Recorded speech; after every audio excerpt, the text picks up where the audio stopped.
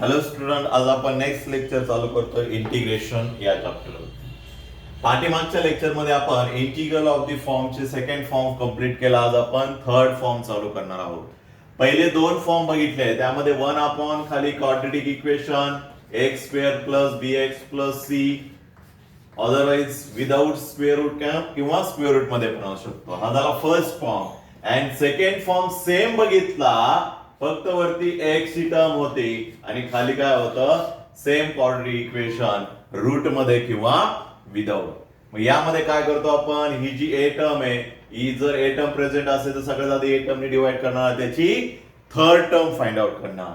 आणि सेकंड मध्ये आधी px प्लस क्यू या टर्मची व्हॅल्यू फाइंड आउट करणार. त्याचा फॉर्म्युला आहे a into ax square plus bx plus c, जे खाली क्वाड्रेटिक इक्वेशन आहे ते स्क्वेअर रूट मध्ये जरी असेल तर फक्त क्वाड्रेटिक इक्वेशन घ्यायचं आणि त्याचा डेरिव्हेटिव्ह पुढे प्लस बी सिम्प्लिफाय करायचा, ए आणि बी ची व्हॅल्यू फाइंड आउट करायची आणि ते px प्लस क्यू या टर्मच्या ऐवजी पुट करायचे. तर आपल्याला इंटिग्रल ऑफ द फॉर्म मधला नेक्स्ट फॉर्म बघायचा आहे, फॉर्म नंबर थर्ड.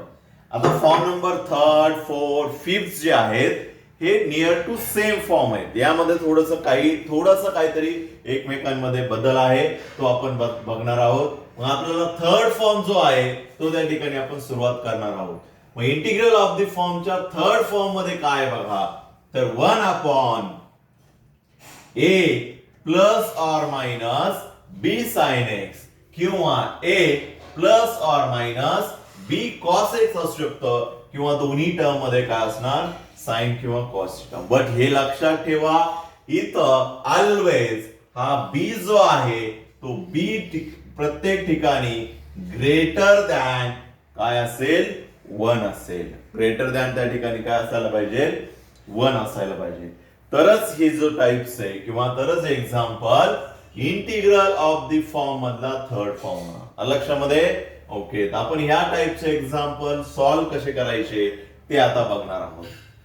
तर लक्षात ठेवा, बघा फर्स्ट जो इंटिग्रल ऑफ द फॉर्म आहे कसा सॉल्व्ह केला, त्यामध्ये थर्ड टर्म फाइंड आउट केली. सेकंड काय केलं, px प्लस क्यू ची व्हॅल्यू फाइंड आउट केली. आता हे तिन्ही जे फॉर्म आहेत, हा फर्स्ट असेल 1 प्लस बी साइन एक्स किंवा कॉस एक्स असेल, दोन्ही टर्म मध्ये साइन एक्स कॉस एक्स असेल, किंवा सेकंड असेल याच्यानंतरचा, इथं काय असं फक्त 2x असतो. थर्ड असेल फक्त स्क्वेअर असेल.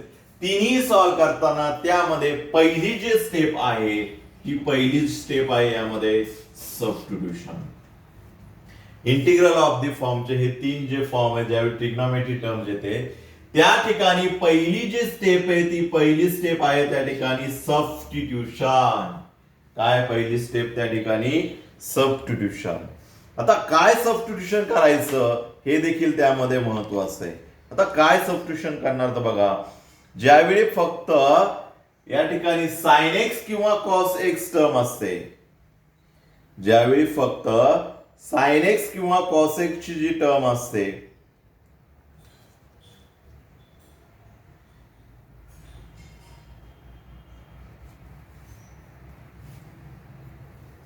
साइन एक्स किंवा कॉस एक्स ची टर्म असते, 2 मिनिट बुक मध्ये दिले का बघू द्या मला.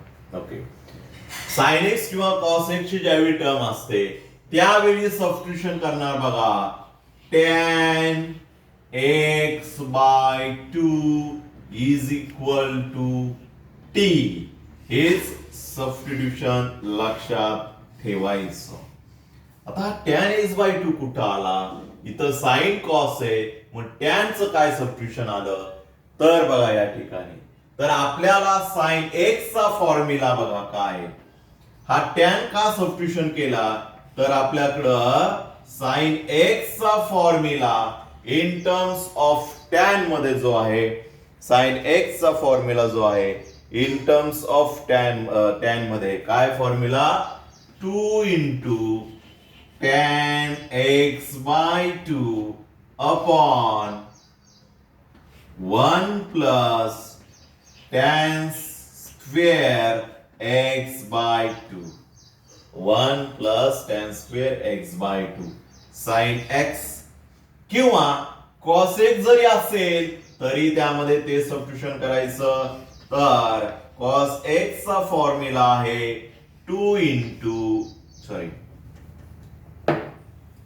कॉस एक्स चा फॉर्म्युला काय 1 minus tan square x by 2 upon 1 plus tan square x by 2. म्हणजे या साइन आणि कॉसच्या टर्म मध्ये काय टॅनची टर्म आहे, म्हणून या ठिकाणी आपण पुट केलं टॅन एक्स बाय 2. आता लक्षात ठेवा, ज्यावेळी आपल्याला एक्झाम्पल सॉल्व्ह करायचं असतं त्यावेळी हे काहीच लक्षात ठेवायचं नाही. यामध्ये टॅन आहे म्हणून सबस्टिट्यूशन केलं, काहीच नाही. मी जेवढं सांगेल तेवढं फक्त लक्षात ठेवायचं. बट पहिलं एक्झाम्पल हे सबस्टिट्यूशन का आलं हे पूर्ण व्यवस्थित त्या ठिकाणी लक्षात ठेवायचं आहे. तर बघा या ठिकाणी टॅन एक्स बाय 2 का पुट केला, तर साइन आणि कॉसच्या फॉर्म्युल्यामध्ये ट्रिग्नोमेट्री मध्ये टॅन एक्स बाय 2 आहे. ओके, आता आपल्याला सबस्टिट्यूशनचा रूल माहिती आहे. ज्या ठिकाणी आपण सबस्टिट्यूशन करणार त्या टर्मचा आपण काय घेतो खाली डेरिव्हेटिव्ह. सबस्टिट्यूशनचा रूल माहिती आहे बरोबर. मग ज्या ठिकाणी आपण सबस्टिट्यूशन करणार त्या टर्मचा खाली घेणार आपण डेरिव्हेटिव्ह. इंटिग्रल ऑफ द फॉर्मच्या आधीच्या दोन फॉर्म मध्ये सबस्टिट्यूशन केलेलं नाहीये, लक्षात ठेवा.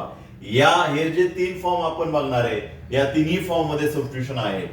तर कुठल्या टर्म मध्ये कुठलं सबस्टिट्यूशन लक्षात ठेवा, ज्यावेळी only sine x cos x असेल मग ते कुठलं एक्झाम्पल असू द्या त्यामध्ये कंपल्सरी पुट करणार tan x by 2 is equal to t. Compulsory तीच व्हॅल्यू त्यामध्ये आणायची, दुसरी व्हॅल्यू नाही.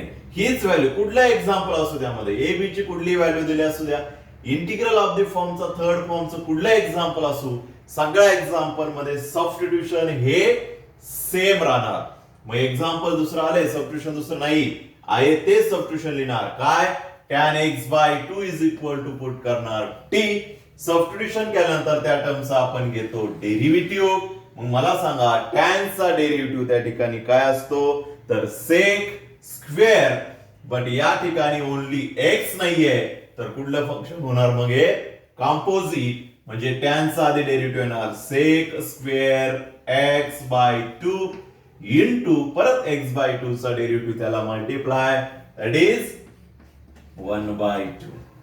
हा झाला टॅन एक्स बाय 2 चा डेरिव्हेटिव्ह इज इक्वल टू पुढं टी चा dt by dx. dt by dx. आता एक्झाम्पल मध्ये बघा आपल्याला फक्त dx असतो. जिथं सबस्टिट्यूशन येतं त्याच्यामध्ये dx ची व्हॅल्यू काय करायची असते, फाइंड आउट करायची असते. dx च्या ऐवजी काय पुट करायचा असतो, sin x च्या ऐवजी आपण ही टर्म पुट करणार आहे आणि त्यामध्ये tan x बाय 2 असतो म्हणून आपण त्या ठिकाणी tan x बाय 2 पुट केलेला बरोबर. मग आपण डेरिव्हेटिव्ह घेतला 1 by 2 sec square x by 2 आला. बट आपल्याला सेक चा इन टर्म्स ऑफ tan मध्ये देखील फॉर्म्युला माहिती आहे. काय फॉर्म्युला आहे, ही जी स्टेप आहे व्यवस्थित लिहून घ्या. जी नोटबुक मध्ये थर्ड टाइपला त्याच्या खाली सबस्टिट्यूशन लिहा, काय काय करायचंय व्यवस्थित स्टेप बाय स्टेप लिहा. पुढे आपण डायरेक्टली एक्झाम्पल घेणार आहे. Sec square x by 2 is equal to 1 plus tan square x by 2. कारण जो थिटा आहे तोच थिटा तिथे येणार बरोबर.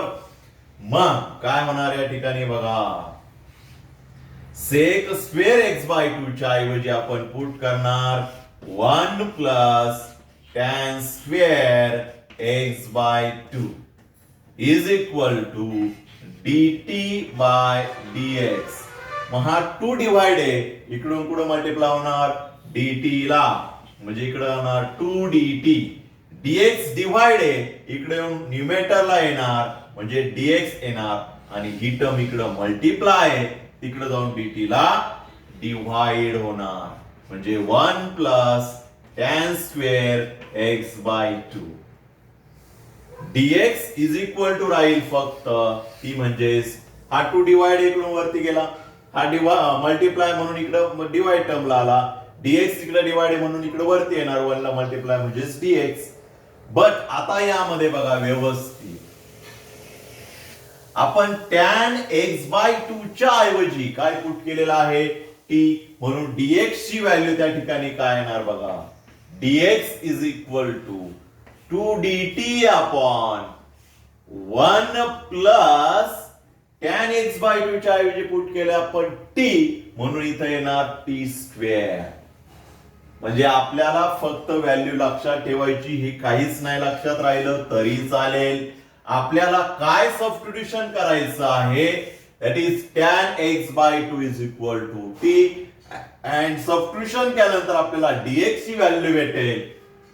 ती dx ची व्हॅल्यू डायरेक्टली लक्षात ठेवायची. त्या ठिकाणी नाही डेरिव्हेटिव्ह घेतला तरी चालतो.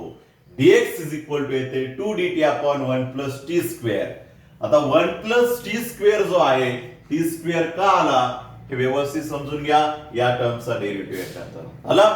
त्याचबरोबर साइन एक्स च्या ऐवजी काय होईल बघा. साइन एक्स च्या ऐवजी डायरेक्टली आपण टॅन पुट करणार नाही, तर आपल्याकडे टॅन एक्स बाय टू ची व्हॅल्यू आहे, ती म्हणजे टी. म्हणजे काय होईल फॉर्म्युला बघा, 2t अपॉन खाली होणार 1 plus tan x by two चा square, that is 1 plus t square. And cos x च्या ऐवजी येणार 1 minus t square upon 1 plus t square. 1 minus t square upon 1 plus t square. एवढंच substitution लक्षात ठेवायचं. Tan x by two च्या ऐवजी T put करणार आणि त्यावरून आपल्याला dx ची व्हॅल्यू भेटणार 2dt upon 1 plus t square. आणि जर साइन एक्स असेल तर त्याच्या ऐवजी पुट करणार 2t upon 1 plus t square. And cos x असेल तर त्याच्या ऐवजी पुट करणार आपण 1 minus t square upon 1 plus t square. हे बाकी काहीच लक्षात ठेवायचं. बट हे कसं आलं हे लक्षात ठेवण्यासाठी स्टेप बाय स्टेप सगळं लिहून घ्या. हा जो इंटिग्रल ऑफ द फॉर्म मधला थर्ड फॉर्म बघतोय, या टाइपचे एक्झाम्पल आपल्याला सॉल्व्ह करायचे आहेत. बट सॉल्व्ह करताना पहिली स्टेप त्यामध्ये आपल्याला करावं लागते सबस्टिट्यूशन. ते म्हणजे tan x by two is equal to t. Tan x by two is equal to t put केल्यानंतर आणि त्यामध्ये एक्स बाय टू का पुट करतो हे देखील त्यामध्ये रिझन आहे. काय रिझन आहे त्यामध्ये, तर आपल्याला साइन आणि कॉस जो आहे एक्झाम्पल मध्ये आलेला, त्यांच्या फॉर्म्युल्यामध्ये काय असणार आहे, टॅन एक्स बाय टू ची टर्म असते. म्हणून आपण त्या ठिकाणी tan x by two is equal to t put करतो. लक्षामध्ये हे लक्षात राहण्यासाठी टॅन एक्स बाय टू का पुट करतो म्हणून हे फॉर्म्युले लिहिले आहेत. प्रत्येक एक्झाम्पल मध्ये लिहायची काहीच गरज नाहीये. प्रत्येक एक्झाम्पल मध्ये फक्त एवढंच लिहिणार, tan x by two is equal to काय पुट करणार टी. त्यावरून आपल्याला dx ची व्हॅल्यू काय भेटते डायरेक्टली लिहिणार. डायरेक्टली व्हॅल्यू ना 2 into dt upon 1 plus t square. कशी आली ती समजून घ्या आधी. बरोबर समजून घ्या. आपल्याला एक्झाम्पल मध्ये डायरेक्टली लिहायची आहे. काय केलं, सबस्टिट्यूशन केलं तर कंपल्सरी डेरिव्हेटिव्ह घ्यावं लागतं. ही स्टेप एक्झाम्पल मध्ये नाही लिहिली तरी चालते. बट समजण्यासाठी सुरुवातीला लिहून घ्या. त्यानंतर जिथं साइन एक्स येणार त्याच्या ऐवजी आपण पुट करणार 2t upon 1 plus t square. का, कारण साइन एक्स चा फॉर्म्युला 2 टॅन एक्स बाय 2 आपण यामध्ये टॅन एक्स बाय 2 काय पुट करतोय टी. कॉस एक्स च्या ऐवजी 1 minus t square upon 1 plus t square ही टर्म पुट करणार. आलं लक्षामध्ये व्यवस्थित समजलं.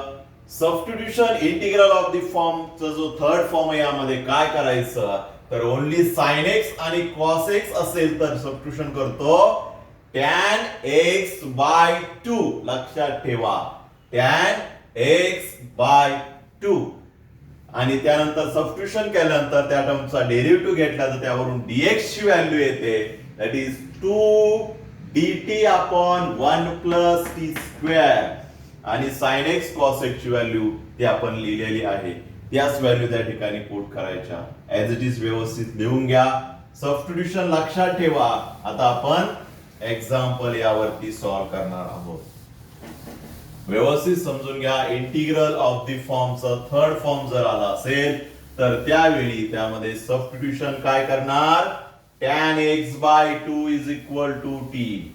त्यावरून dx ची व्हॅल्यू काय येते 2 dt upon 1 plus t square. आणि जर साइन एक्स असेल तर साइन एक्स च्या ऐवजी काय पुट करणार 2t upon 1 plus t square. Cos x असेल तर त्याच्या ऐवजी काय पुट करणार 1 minus t square upon 1 plus t square. आलं लक्षामध्ये? ओके. तर आता यावरती आपण एक एक्झाम्पल सॉल्व्ह करतोय बघा.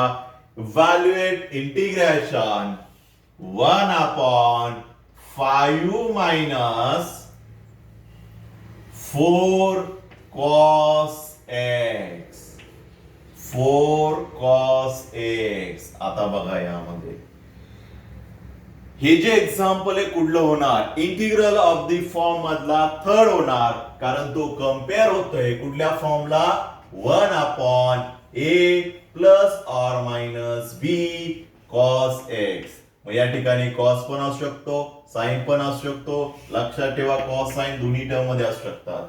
1 अपॉन जर या ठिकाणी 4 नसता तर मग इंटिग्रल ऑफ द फॉर्म नसतं. हे लक्षात ठेवा. इथं कंपल्सरी हा बी जो आहे ग्रेटर दॅन 1च पाहिजे.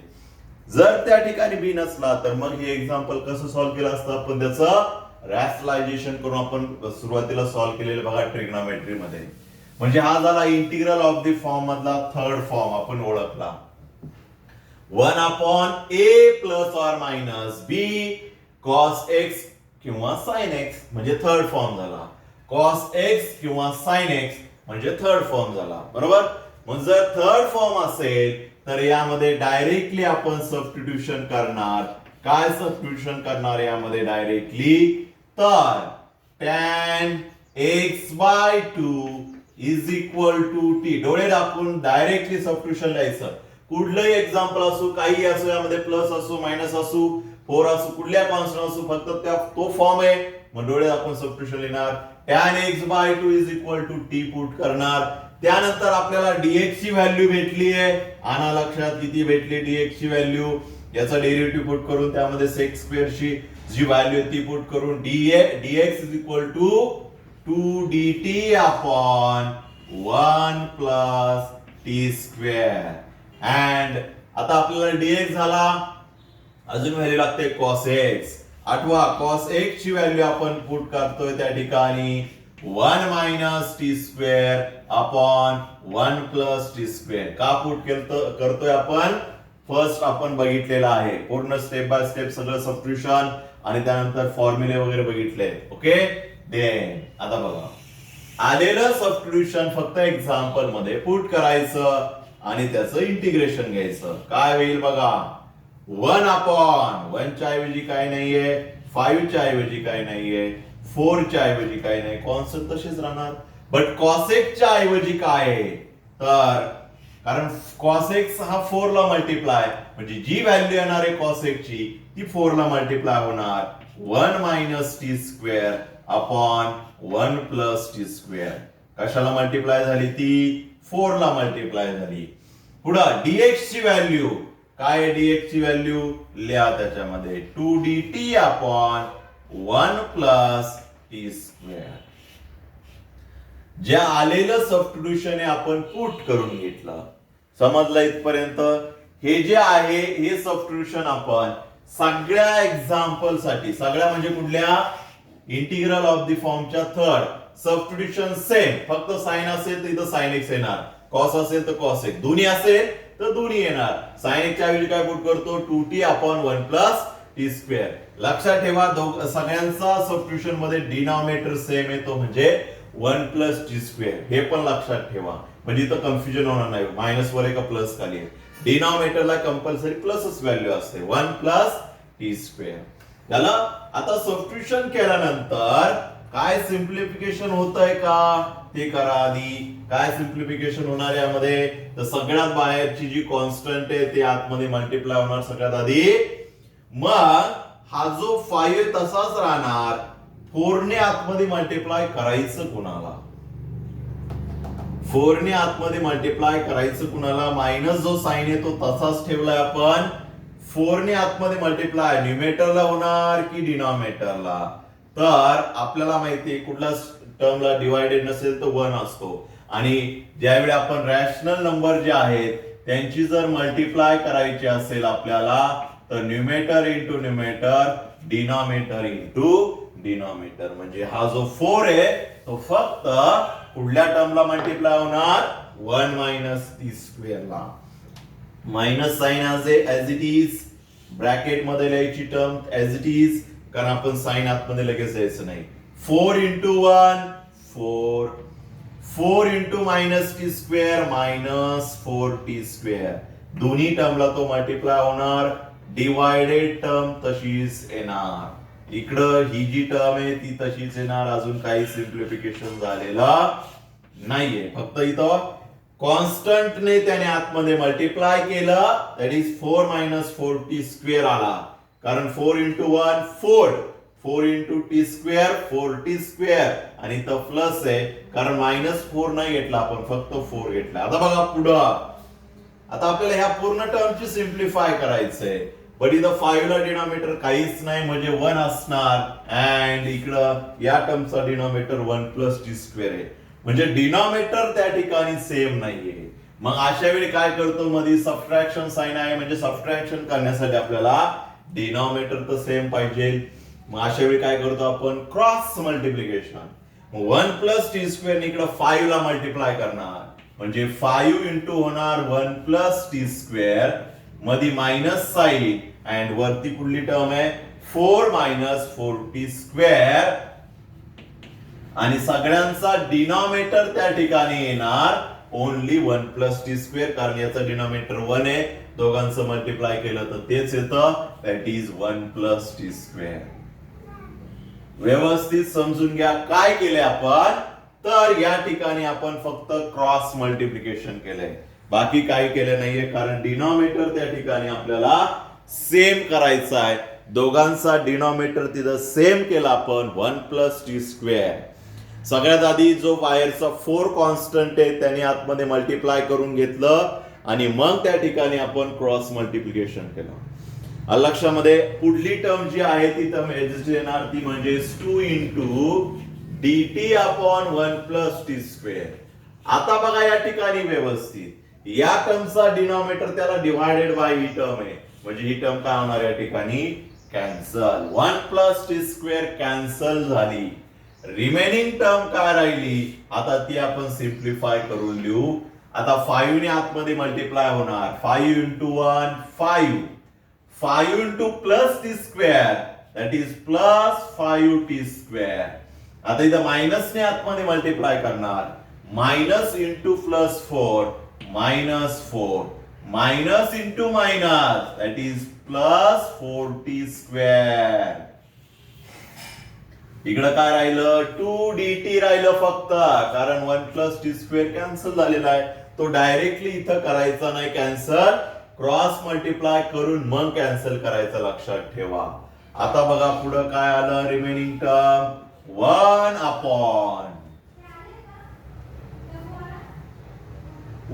अपॉन काय होईल या ठिकाणी बघा, 5t square plus 4t square, that is 9t square.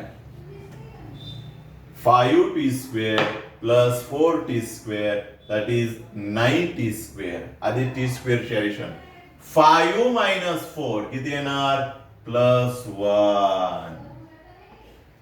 आणि हा 2 आपल्याला लागणार नाही, तो आपण बाहेर लिहिला डायरेक्टली तरी चालेल, म्हणजे काय राहिलं फक्त dt. आणि मग आता आपल्याला या टर्मचं इंटिग्रेशन घ्यायचं आहे. इंटिग्रेशन घेण्यासाठी आपल्याकडं फॉर्म्युला कुठला यूज होणार, तर डिनॉमिनेटरला t स्क्वेअर आलाय, डिनॉमिनेटरला x स्क्वेअर असेल, आणि पुढे कॉन्स्टंट टर्म त्यामध्ये ऍड असेल, तर डेफिनेटली त्या ठिकाणी फॉर्म्युला यूज होतो, तो म्हणजे इनव्हर्सचा. या ठिकाणी कुठला यूज होणार, x स्क्वेअर प्लस a स्क्वेअरचा. काय असतो, 1/a tan inverse x upon a. But या ठिकाणी एक्झॅक्टली हा फॉर्म्युला कम्पेअर होतोय का बघा, नाही होत. का नाही होत, तर इथं टी स्क्वेअर जो आहे, एक्स स्क्वेअर सिंगल पाहिजे, इथं आहे का, नाहीये, म्हणजे आपल्याला एक्स स्क्वेअर सिंगल करावं लागेल. मग त्यासाठी काय करणार, सिम्पली जो कॉन्स्टंट आहे त्याने काय करतो, सगळ्या टर्मला डिवाइड, दॅट इज 1/9, सगळ्या टर्मला डिवाइड करणार, फक्त इंटिग्रेशनच्या आतमधल्या, बाहेरच्या नाही. 9t square divided by 9 plus 1/9 पुढे आला dt. टू इंटिग्रेशन हा 1/9 आपल्याला लागणार नाही, तो कॉन्स्टंट तो आपण बाहेर लिहू 1/9. पुढे रिमेनिंग काय राहिलं 1/9 इथं कॅन्सल म्हणून 1 राहणार. T square plus 1/9. आता बघा डायरेक्टली फॉर्म्युला अप्लाय होईल का?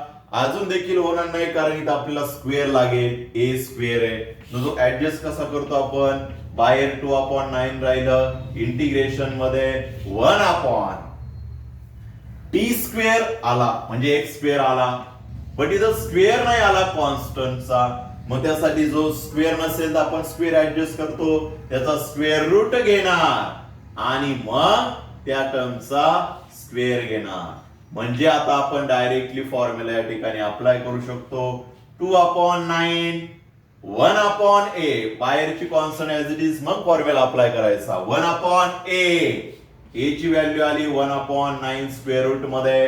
टॅन इनव्हर्स x च्या ऐवजी बट इथे येणार आहे t आणि a, that is square root मध्ये 1/9 अँड पुढं 2/9 1 स्क्वेअर रूट मध्ये 1/9 टॅन इनव्हर्स पुढं t ची ओरिजिनल व्हॅल्यू लास्टला पुट करून द्यायची, that is tan x/2. tan x/2 divided by square root मध्ये 1/9 प्लस c. हे झालं त्या टर्मचं पूर्ण integration. Integral of the first form झाला. कुठला झाला? Integral of the first form. लक्षात ठेवा काय केले त्यामध्ये. इंटिग्रल ऑफ द फॉर्म मधला फर्स्ट म्हणजेच ट्रिग्नोमेट्री मधला फर्स्ट, तसा आपला इंटिग्रल ऑफ द फॉर्म मधला थर्ड फॉर्म चालू आहे 1/a plus or minus b sine x किंवा cos x. यामध्ये काय करतो substitution, compulsory tan x/2 is equal to put करणार t आणि डायरेक्टली डोळे झाकून dx इज इक्वल टू लिहायचा 2dt upon 1 plus t square. आणि cos x and sin x जर असेल तर cos x च्या ऐवजी लिहितो आपण 1 minus t square upon 1 plus t square. आलेलं सबस्टिट्यूशन एक्झाम्पल मध्ये पुट करायचं. जर sin x जर असता तर त्याच्या ऐवजी लिहिलं असतं आपण 2t upon 1 plus t square. Substitution केल्यानंतर जो 4 आहे त्या 4 ने आतमध्ये मल्टिप्लाय करून घेतलं. मग हा जो 4 आहे तो 4 ने आपण कुठल्या टर्मला मल्टिप्लाय केलं, 1 मायनस टी स्क्वेअरला न्यूमेटरलाच फक्त मल्टिप्लाय होणार, खाली नाही होणार त्या ठिकाणी. ओके, मल्टिप्लाय करून घेतलं. देन या पूर्ण टर्मचं सिम्प्लिफाय करण्यासाठी आपल्याला त्यांचं सबट्रॅक्शन करावं लागेल. मग त्यासाठी आपण क्रॉस मल्टिप्लाय केलं. ही जी डिनॉमिनेटरची जी टर्म आहे ती इकडे मल्टिप्लाय केली, दॅट इज 5 इंटू झाला 1 प्लस टी स्क्वेअर. झालं. क्रॉस मल्टिप्लाय केल्यानंतर पुढे काय करणार, सिंपल आहे. त्यामध्ये जे याचा जो डिनॉमिनेटर आला हे दोन्ही डिनॉमिनेटर्स कॅन्सल झाले. ओके, देन 1 अपॉन खाली काय राहिलं 5 ने आतमध्ये मल्टिप्लाय करणार 5 into 1 that is 5, 5 into T square that is 5 T square. And पुढे मायनस 4 मायनस मायनस प्लस झाला. डिनॉमिनेटर तर कॅन्सल झालेला आहे. मग या टर्मचं आपण काय केलं, सिम्प्लिफिकेशन केलं. काय होणार सिम्प्लिफिकेशन यामध्ये, 5t square plus 4t square that is 9t square. And पुढं 5 मायनस 4 दॅट इज 1. आणि मग या ठिकाणी आता फॉर्म्युला यूज होणार. खाली काय ब्रॅकेट स्क्वेअर आहे म्हणजे इन्व्हर्सचा फॉर्म्युला आहे. सॉरी, हा इन्व्हर्सचा फॉर्म्युला म्हणजे कुठला फॉर्म्युला यूज होणार, 1 अपॉन काय होईल खाली एक्स स्क्वेअर प्लस एक्स स्क्वेअरचा. पण त्या ठिकाणी कंपल्सरी एक्स स्क्वेअर नाहीये. मग त्यासाठी काय करणार आपण, एक्स स्क्वेअर नाही तर मग त्या ठिकाणी टी स्क्वेअर आणण्यासाठी 9 न सगळ्या टर्मला डिवाइड केलं. 1/9 कॉन्स्टंट बाहेर ठेवला, बट त्यामध्ये टी स्क्वेअर आला, बट ए स्क्वेअर नाही म्हणून आपण त्याचा स्क्वेअर आणि स्क्वेअर रूट घेतला आणि मग त्या ठिकाणी फॉर्म्युला अप्लाय केला. लक्षात ठेवा आपण फर्स्ट एक्झाम्पल कसं सॉल्व्ह केलंय. ओके, आज आपण एकच एक्झाम्पल घेतोय. घरी जे आहे तुम्ही एक्झाम्पल एकदा पूर्ण स्टडी करून घ्यायचं, न बघता परत सॉल्व्ह होतंय का ते चेक करायचं आणि प्रत्येक स्टेप समजून घ्या ऍक्च्युली या ठिकाणी काय केलंय. लक्षामध्ये करा आपण एकच एक्झाम्पल घेतोय. तुम्ही हे एक्झाम्पल परत परत त्या ठिकाणी लिहायचं आहे रफ नोटबुक वरती. एकदा तुम्ही आपली क्लास नोटबुक आहे त्यावरती लिहून झालं तर रफ मध्ये तुम्ही परत सॉल्व्ह करून बघायचं आहे. वाटलंच या ठिकाणी चेंज करून बघा, कॉसच्या ऐवजी साइन करून घ्या, इथं कॉन्स्टंट चेंज करून बघा. ओके, हे जर नसेल तर फक्त हेच एक्झाम्पल परत परत कॉपी पेस्ट करू नका. आलं लक्षामध्ये? ओके, तर भेटूया नेक्स्ट लेक्चरला नवीन टॉपिक्स नवीन एक्झाम्पल सह.